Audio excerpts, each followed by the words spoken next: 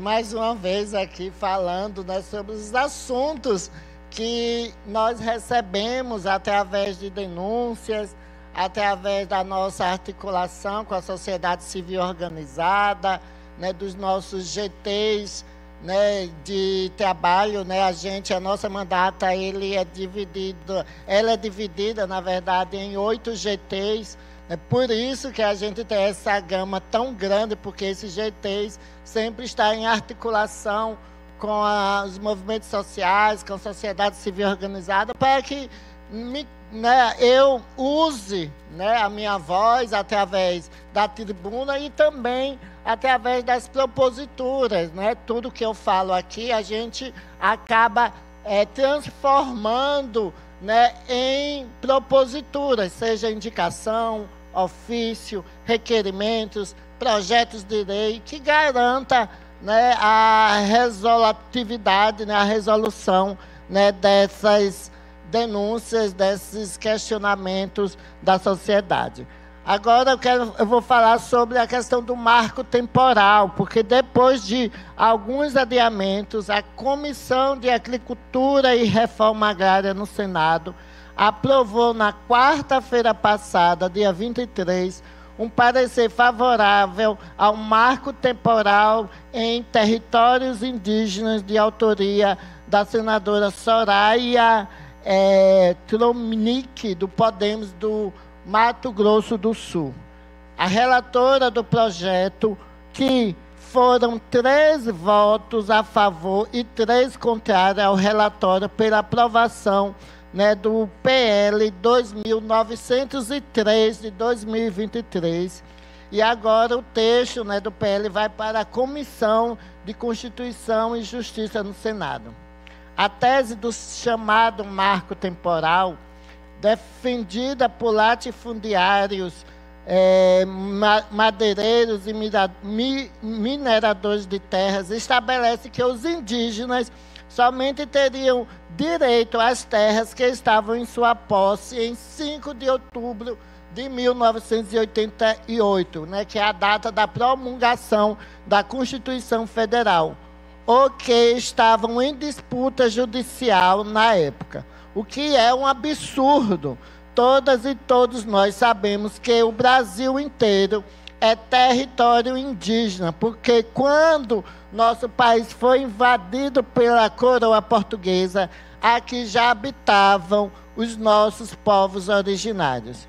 E a demarcação e preservação dos territórios indígenas é uma política de reparação e de cuidado com a humanidade, porque os povos indígenas são protetores ancestrais de nossos biomas. E isso é um tema que nos atinge frontalmente aqui em Sergipe.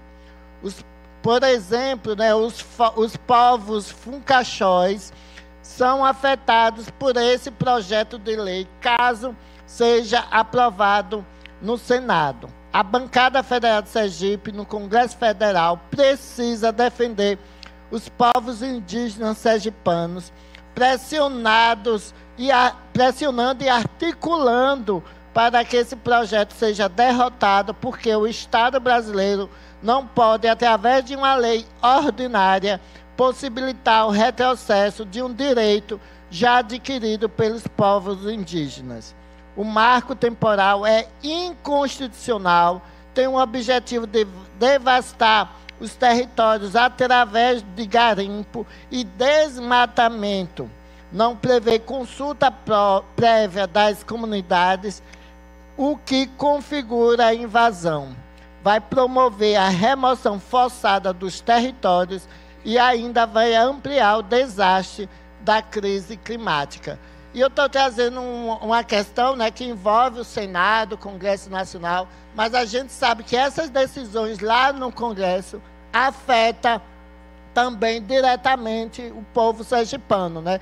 Eu tive visitando lá o povo, a comunidade Fucaxó, que chegando lá na comunidade tem um aviso, né? Terra em disputa sem conflito, porque já tem um diálogo até mesmo com o proprietário. E o que é essa disputa? É porque muitos desses povos que ali habitavam desde o início, né, da nossa colonização, foram expulsos, né, por várias questões, né, com esse processo de colonização, né, de perda desses territórios. E agora, né, aconteceu um estudo antropológico que é realizado pelo INCRA, que garante, né, e que prova que aquelas terras eram, sim, né, dessas comunidades. Então, já tem toda a documentação que comprova isso e que, de direito, né, essas terras, né, são, né,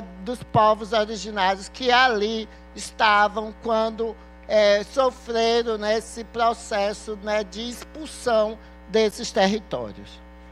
A outra questão que eu vou trazer aqui é sobre o aumento da tarifa aqui de Aracaju, porque nossa mandata teve acesso à informação de que o Sindicato das Empresas de Transporte de Passageiros do município de Aracaju, a CETRANSP, enviou para a Prefeitura de Aracaju uma planilha considerando ideal um aumento de 50% para a tarifa do ônibus aqui em Aracaju. Como se não bastassem as constantes reclamações, né, e uma das passagens mais caras do país, as empresas de ônibus ainda vão querer pautar um aumento absurdo desse, né, de 50%. E a Prefeitura de Aracaju não pode permitir essa proposta absurda desse reajuste. Vale lembrar que, em maio deste ano, o prefeito de Aracaju já defendia um aumento de passagem. Ano passado, tivemos um aumento de 12,5%, indo para R$ 4,50, a terceira passagem de ônibus mais cara do país. A título de comparação, a malha de metrô de São Paulo tem custo de R$ 4,40 no modelo bilhete único. É inacreditável que isso esteja sendo considerado diante de uma frota tão sucateada que não atende à demanda da população e não há sequer o indicativo de fazer a licitação de transporte público.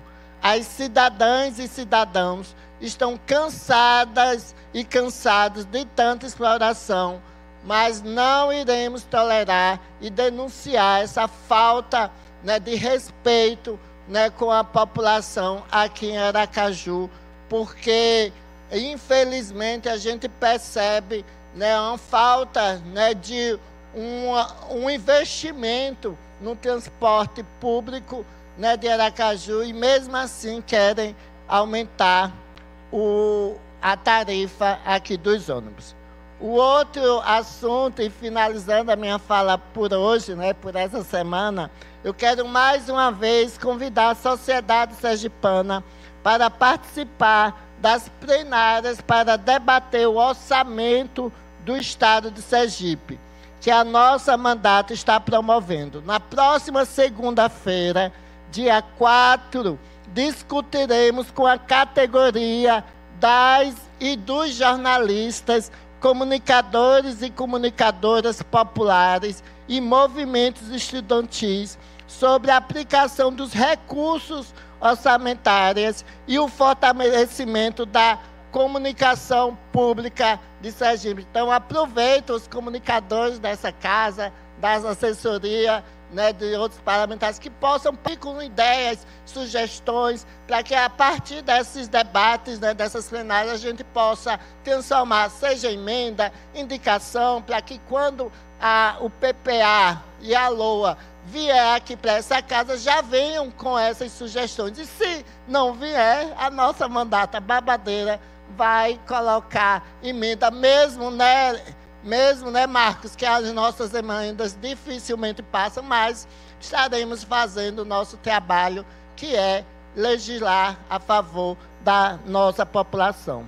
E esse encontro, né, com os comunicadores aqui do Estado de Sergipe, para debater o orçamento, será às 14 horas, no auditório do Sindicato dos Jornalistas, o Sindijó, que fica localizado aqui no centro, na Rua Maruim, 767, aqui no centro de Aracaju. Para facilitar o nosso debate, contaremos com a presença de Josenildo Guerra, professor doutor em comunicação do Departamento de Comunicação da Universidade Federal de Sergipe, Aline Braga, que é jornalista Intervozes, Alex Carvalho, presidente do Sindicato dos Radialistas, Milton Júnior, presidente do Sindijó, e representantes dos e das estudantes do Departamento de Comunicação Social da Universidade Federal de Sergipe. Então, todas, todos e todos estão convidados para mais essa plenária babadeira do orçamento participativo. É isso, desejo um final de semana e uma boa sessão para todas, todos e todos.